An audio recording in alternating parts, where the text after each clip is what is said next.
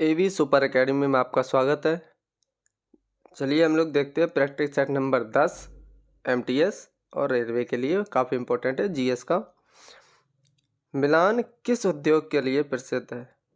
तो मिलान जो है आपका सिल्क उद्योग के लिए प्रसिद्ध है। किसके लिए? सिल्क उद्योग के लिए प्रसिद्ध है। रेड इंडियन द्वारा निर्मित तंबू के आकार का निवास कहलाता है।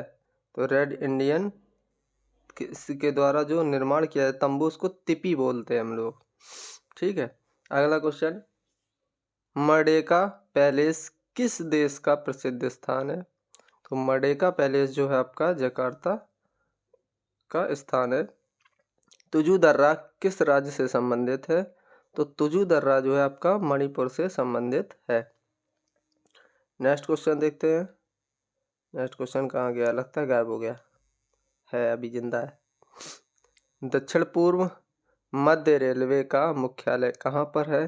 तो दक्षिण पूर्व मध्य रेलवे का मुख्यालय आपका बिलासपुर में है। ये भी एक टॉपिक अलग से नोट कर लो, रेलवे के मुख्यालय। मैं आने वाले वीडियो में कुछ कुछ टॉपिक के नाम देता जाऊँ जो आपको सेल्फ स्टडी के द्वारा लिखने हैं। ठीक है, तो उनको अलग से नोट कर लिया करो और बाद में उसको पूरा कर लिया करो, जो कि एग्ज़ाम के लिए बहुत इंपॉर्टेंट रहेंगे। तो हो गया ना। दक्षिण पूर्व मध्य रेलवे का मुख्यालय कहाँ स्थित है? तो बिलासपुर में स्थित है। पाई मैसान की खोज किस वैज्ञानिक ने की थी?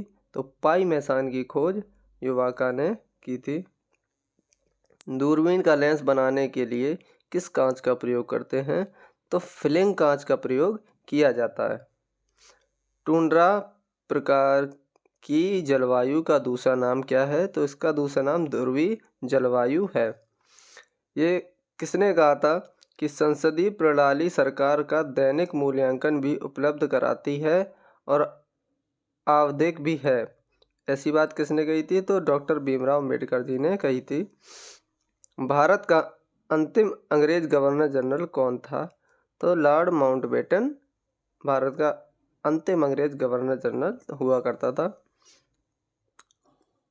अब तो भगवान उसकी आत्मा को ही शांति दे, ना ही दे तो ज़्यादा बेहतर है। नाभिकीय रिएक्टर में इस्तेमाल किया जाने वाला ईंधन है यूरेनियम, और यूरेनियम बहुत ही महंगा पड़ता है। जिस देश के पास यूरेनियम है तो वो तो समझ लो बहुत ही अमीर देश है। ठीक है। प्रकाश संश्लेषण की क्रिया में किस प्रकार का प्रकाश सबसे अधिक प्रभावशाली होता है? तो ये लाल प्रकाश अधिक प्रभावशाली होता है। देखो मैं भी लाल से लिख रहा हूँ तो अलग से ही दिखता है, अभी और किसी से लिखता है तो थोड़ा उतना कम आँखों में, अच्छा ये चुभता भी आँखों में कम ही है। तो गेंद लाल बनाई जाती है क्रिकेट की, और जो झंडियाँ वगैरह होती है, स्टेशन की लाइट होती है, वो भी लाल होती है क्योंकि इसकी तरंग दैर्ध्य बहुत होती है, बहुत दूर तक दिखाई पड़ती है। ठीक है, विचलन कम होता है, तरंग दैर्ध्य ज़्यादा होती है। गोलकुंडा किला किस राज्य में स्थित है? तो गोलकुंडा किला आंध्र प्रदेश में है। आंध्र प्रदेश के एक पहले सीएम थे जो कि भारत के आगे चलकर पीएम भी बने थे। उनका नाम था PV Narasimha Rao. PV Narasimha Rao important है। और वर्तमान में तो पता ही है वो चंद्रचूड़ है, सॉरी चंद्रचूड़ है या और कुछ नाम उनका, वो चंद्रबाबू कहना था, चंद्रचूड़ निकल गया, चंद्रबाबू है। भारतवर्ष का सबसे बड़ा भवन श्री सन्मुखानंद हॉल कहाँ स्थित है? तो ये भैया कहाँ पर है? ये आपका मुंबई में स्थित है। पढ़ने में ही इतना कठिन आ रहा है। किस पेशवा को नाना साहब के नाम से भी जाना जाता था?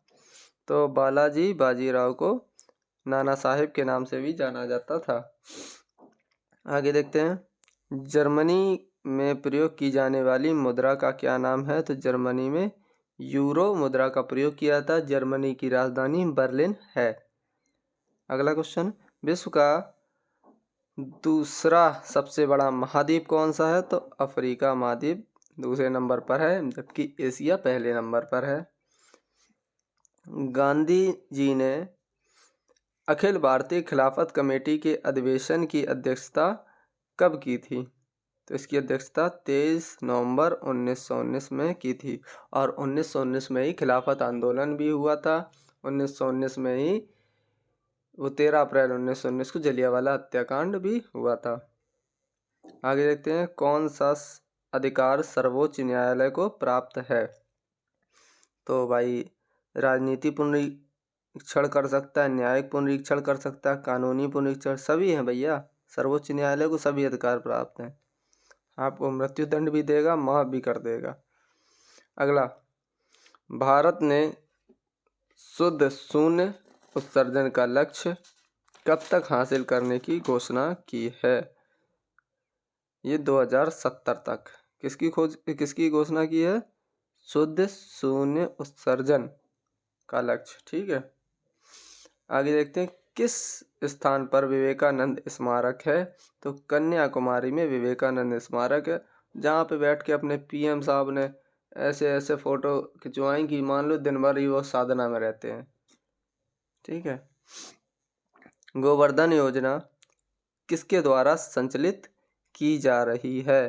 तो गोवर्धन योजना आपके केंद्रीय पेयजल एवं स्वच्छता मंत्रालय के द्वारा संचालित की जा रही है। नॉर्मन बोरलॉग पुरस्कार का संबंध किससे है? तो इसका संबंध आपका सीधा ऑप्शन यही मिल गया, कृषि से है। और नॉर्मन बोरलॉग को क्रांति का जनक भी कहा जाता है। ठीक है, आगे देखते हैं, पत्रकारिता के क्षेत्र में सर्वोच्च पुरस्कार कौन सा है? तो ये पुलित्जर पुरस्कार है। और पुलित्जर पुरस्कार 1917 में शुरू हुआ था। आगे, कार्ले चैत्य कहाँ स्थित है?